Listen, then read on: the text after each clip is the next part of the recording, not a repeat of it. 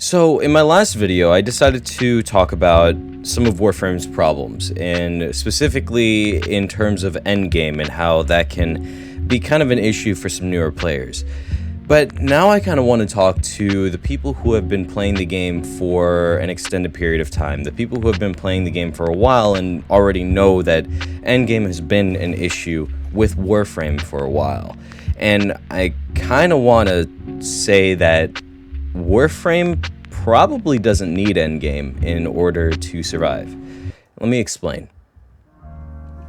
So, it's been a long time argument of veterans such as myself and so many others. I mean, if you take a look at the YouTube landscape as a whole, a lot of long-term veterans have quit Warframe. A lot of people have quit the game because they feel like there's nothing for them to do at their current point, at the current stage.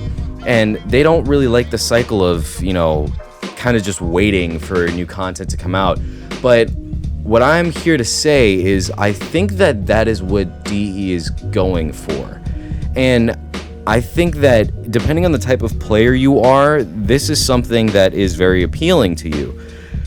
For example, if you're the type of person that enjoys playing a bunch of different games and you are the type of person that, it kind of enjoys jumping into one game, stopping for a bit, jumping into another game, stopping for a bit, and, keep on going along those lines, then this is not really going to be an issue for you in terms of a lack of content with Warframe, because you jump into Warframe, you play it for a couple of hours, and then you leave, and then you go do something else.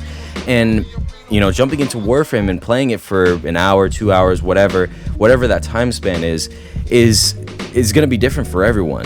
Somebody is going to like hunting, somebody is going to enjoy, the fishing aspect, the mining, the, all those minute things within the open worlds, and other people are going to enjoy Nightwave, and other people are going to enjoy doing long survival runs with their friends, or just messing around in the game or doing stuff like that. Some people are just going to enjoy that for a short period of time, and I mean that shows with Warframe's numbers.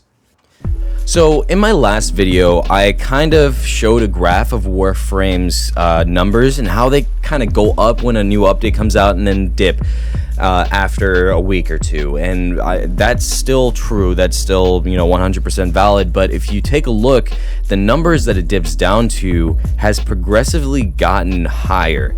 And not only that, but just in terms of the core, I guess, player count, the amount of players that it dips down to, that number is pretty damn high. Like, if you look at it, it's pretty substantial, the amount of people that play Warframe on a consistent basis is. And to be honest, I think it's because of several reasons. One, it's because of Nightwave.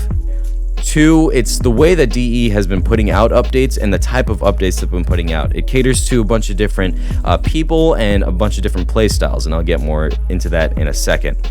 And three, just more people are getting exposed to the game. So as more people get exposed to it, more people have more time or more things to do, more time to spend on the new updates that come out, and also just the sheer massive content that's been produced over the past 6-7 years. And they have plenty of time to work on all of it. So let's touch on these three subjects. So the first thing I wanted to touch on is Nightwave, and I can, you could already tell what I'm going to get into here. Nightwave is a step in the right direction. It's not perfect because it doesn't cater to both ends of the spectrum, and I think that's the thing that DE is missing. I feel like with endgame players, the one thing that DE should do is make it so that Nightwave somehow changes the landscape of the game. So let's say you finish your Nightwave, you get to 30 in Nightwave, and then once you do that, then you receive special missions within Nightwave, and instead of having to complete challenges, you have to complete specific missions that are like extremely difficult or raid level content. Not killing the Eidolons or killing the orbs of Valis, or none of that. That's not what I'm talking about. I'm talking about like creating some interesting bosses. So for example, the Wolf of Saturn 6, that was pretty interesting. I wasn't playing Warframe at the time that the Wolf of Saturn 6 was around. I was kind of in a hiatus, but from what I can tell, it seemed like that boss was kind of compelling. It was a little bit more scary than the Stalker, but those are the types of enemies that I'm talking about. Something like the Wolf of Saturn 6, or something like maybe we could face off against Arlo himself in this current Nightwave episode, or maybe revamp the Stalker so that, you know, we go up against the Stalker, or revamp Zanuka, revamp, you know, the Grustag 3, revamp those interesting bosses and make them difficult, like revamp those bosses so that they're more like a Dark Souls boss or something similar, a Remnant from the Ashes boss. Make it so that it's enticing to play. Make it so that it's rewarding to play once you actually defeat it. I mean, honestly, if it's difficult enough, then, I mean, you're gonna feel satisfied regardless of the reward. Brian attacked them and I just used my soul spin. You guys like my outfit. There we go. Torch Squad. Get naked. Is this poison? In Jesus No. Christ. Oh, I was gonna kill Patrick. Sorry. Oh my god, it did a lot of damage to me too. Patrick's got smacked. Oh my! Oh my! Oh, Jesus. Oh Wow, that's really sad. Oh, my heal potions. Run! Can I fall in a hole here? Oh, it's at the Patrick. Allahu Akbar. And obviously, if you attach an interesting reward, not a fucking sigil, not a... please, no more sigils. No more sigils. Nobody wants a fucking sigil. That new sigil that they put into this newest episode of Nightwave is garbage. Take that shit out. Anyway, put in some interesting rewards and pair that up with a actual difficult boss. Come up with some interesting boss mechanics. Study some of the you know, well-renowned difficult games out there, and trust me, veterans will be happy. Veterans will be ecstatic. Trust me on that. All right, that's the last I'm going to talk about Endgame and veteran players. Sorry, but Nightwave obviously caters to newer players, you know, and also people who just enjoy cosmetics in general. It gives people something to do. It gives, you know, people something to come back to every day. And actually, recently, I've been finding myself coming back into Warframe at least an hour or 2 hours every day and kind of just playing the Nightwave challenges and just doing that until I exhaust the content. And I mean, it's not something super engaging. It's not something that takes effort. It's not something that takes a lot of skill. It's nothing like that. It's just something for me to do because I enjoy the core gameplay of Warframe. I just enjoy playing the game. I just wish there was something more enticing for me to do with that core gameplay. Anyway, so, but yes, I think that Nightwave is a good step in the right direction. I think it is a good addition to the game. It just needs more. But it is enough to keep people playing, and I think that's what DE is going for here. All right, so veterans, don't get your pitchforks yet, but just hear me out here. The type of updates that Warframe has been putting out, or DE, I should say, has been putting out, is honestly what's been keeping the game alive. The reason why I'm saying that is because they've been putting out so much variety in terms of what you can do in the game. They've been expanding on the, I guess, the different niches that they touch, right? So you have the Shawzin, and you have Octavia, and you have, you know, just like stuff like that for the music lovers, and then you have, you know, fishing, mining, and hunting, and like doing all that stuff in the free roam areas. That caters to the more casual players, the people who, you know, kind of just want to chill. They kind of just want to go in and, you know, do their own thing. Obviously, you have the core gameplay of Warframe, violent, gory, and, you know, just action-packed, fast-paced for those people who are into that, you know, core gameplay. And that, honestly, that's probably everyone who plays Warframe. But you know, you can see where I'm going with this, right? They have a bunch of things for a bunch of different people, and that overall just attracts a bunch of people. Obviously, it attracts more people into the game because they see that there's a little bit for them, and this goes for everyone. So there's a little bit for everyone in Warframe. And I think that's what DE has been going for with their updates. They have been trying to widen their audience. They have been trying to get as many people into the game as possible.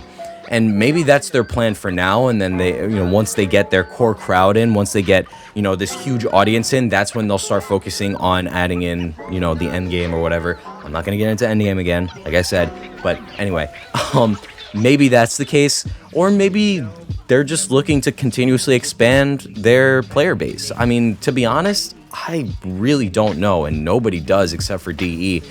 I just hope that they do have a plan for this. I really do, because Warframe has an insane amount of potential, and I just want to see the game fulfill said potential. And the last thing is, obviously, more people are coming into the game. This is kind of a tie-in with the last point, but I think that it's important to, kind of mention, because if you do look at the chart, once again, you can see that just the amount of players that are playing Warframe has been steadily increasing. And not only has it been steadily increasing, but it's also, when it increases, it kind of stays at that level, you know what I mean? When you get those big spikes, for example, with Plains of Eidolon. Plains of Eidolon was the first really big spike in Warframe's numbers, and it did go down from then, but all those players that were playing Warframe at that time, once they got into Warframe with Plains of Eidolon, seemed to be continuously coming back, and then some. And that seems to be the trend with if you look at the chart, it seems to be that people came into Warframe. There was a big surge of people that came into Warframe with Plains of Eidolon, and then it started slowly drifting away, and then another update came, and it went back up, slowly drifting away, and then it slowly went back up, or it spiked back up, and the spikes might not be as much as those huge updates, but they definitely bring the numbers up enough to kind of continuously keep the numbers high, and that has been an ongoing trend basically for the entire duration of Warframe's existence. You could look at this chart and you could see that Warframe doesn't really fall off at any point. There's not really a downward trend anywhere. It's kind of always either flat or upward, and that is really, really, really good for any game. EA would love to see these numbers. Actually, no, that's not true. EA would just love to see upward trends. They don't care about stabilization. They just care about up. So, and obviously that's not sustainable, but that's for a different conversation. So those are kind of my thoughts on why DE doesn't necessarily need Endgame, at least for right now.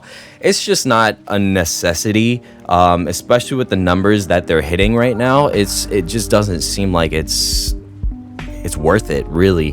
The numbers that they're hitting are fine. They are more than stable, and I'm sure when Empyrean drops, their numbers are going to spike up just like they did with Plains of Eidolon. But anyway, this is when I pass it on to you guys. This is when I pass the conversation on to you guys. What do you think is going to happen with Warframe in the coming years? Do you think it's going to fall off, or do you think we're going to see continuous growth and plateauing, and we're just going to continuously see that pattern with Warframe? Do you think that DE can continue this trend, or do you think that they're going to run out of ideas and just run out of content eventually? Thank you so much for watching this video all the way through. If you did make it this far, I would really, really appreciate a like. I mean, if you made it this far, that obviously means you like the video, right? I mean, I think so. Anyway, if you're new here, please go ahead and subscribe. I would really, really appreciate it. I plan on posting more content like this, more topic videos, not just on Warframe, but on different video games in general, especially when Warframe hits those dreaded content droughts. If you have anything to say, whether positive or negative, please leave it down in the comments. I'll get to it, I'll read it, and possibly respond. I love and appreciate all of you, and I'll catch you in the next video. Peace.